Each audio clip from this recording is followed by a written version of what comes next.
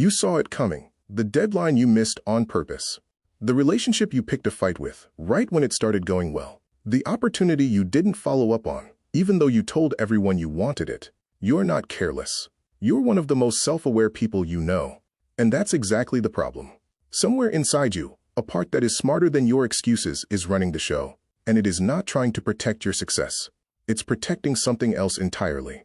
In 1957, a psychologist named Festinger infiltrated a small doomsday cult in Chicago. Its members believed the world would end on a specific date, and they had sold their homes, quit their jobs, and waited. When the date passed and nothing happened, Festinger expected the group to disband in embarrassment. Instead, they became more convinced than ever, insisting their faith had saved the planet.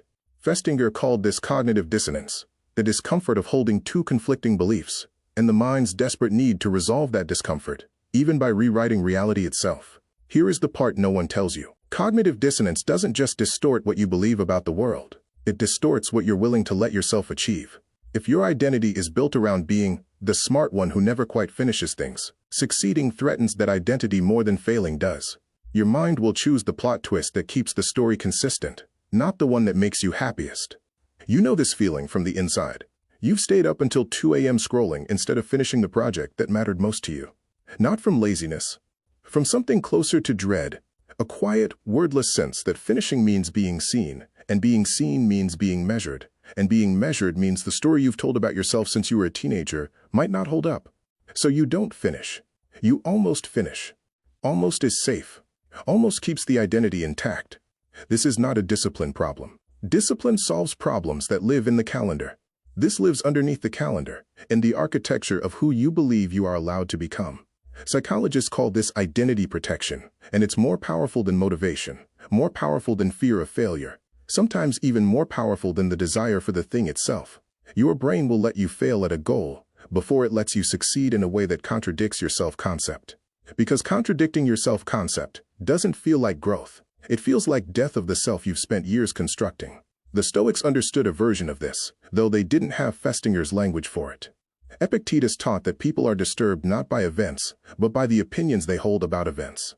But there's a layer beneath even that.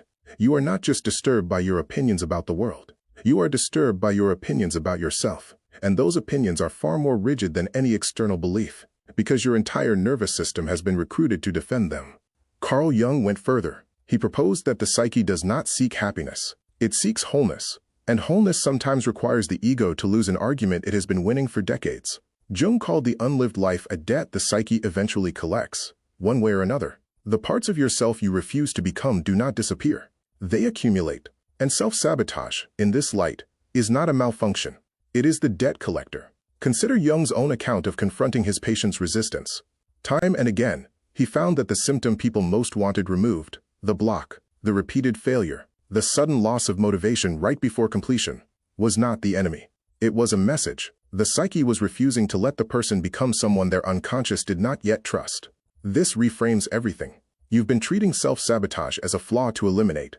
But what if it's a signal to translate? Not why am I broken, but what version of me is this behavior trying to protect, and is that version still who I want to be?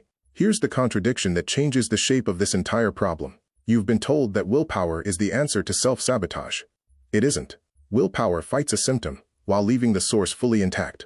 You can white-knuckle your way through one deadline, one relationship, one launch. But if the underlying identity hasn't shifted, the sabotage simply relocates. It finds a new door. The real work happens earlier, in the identity itself. Jung's concept of individuation describes the lifelong process of integrating the disowned parts of yourself, including the parts capable of success, visibility, and being truly seen. Individuation is not about becoming a better version of who you are. It's about becoming who you actually are, underneath the character you built for survival. Picture a locked door in a house you've lived in your entire life. You built that door yourself, years ago, for a reason that made sense at the time. Maybe visibility once meant danger. Maybe success once meant losing someone's approval.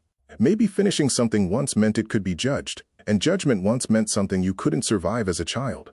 The lock was intelligent. It was protective. But you are not that same person standing at that same door anymore, and the lock doesn't know that yet. This is the turn. You do not need to force the door open through sheer willpower. You need to walk up to it and ask what it was protecting you from, and whether that danger is still real.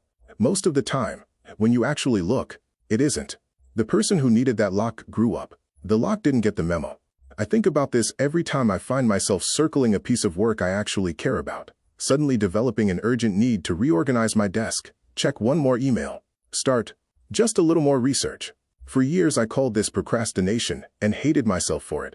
It wasn't procrastination. It was a 15-year-old identity, trying to keep me small enough to stay safe.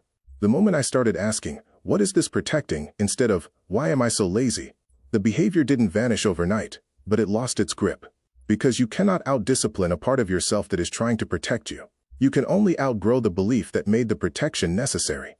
This is not a call to abandon structure or stop setting goals. It's a call to notice, the next time you feel that inexplicable resistance right before something good, that this is not weakness surfacing. It's an old identity standing guard at a door that no longer needs guarding. Thank it, then ask if it can stand down. The next time you catch yourself pulling back right before something important, don't ask what's wrong with you. Ask what you're being loyal to. Jung once wrote that until you make the unconscious conscious, it will direct your life, and you will call it fate. Maybe self-sabotage was never fate at all. Maybe it was just an old vow, kept a little too well, by someone who forgot it was allowed to stop.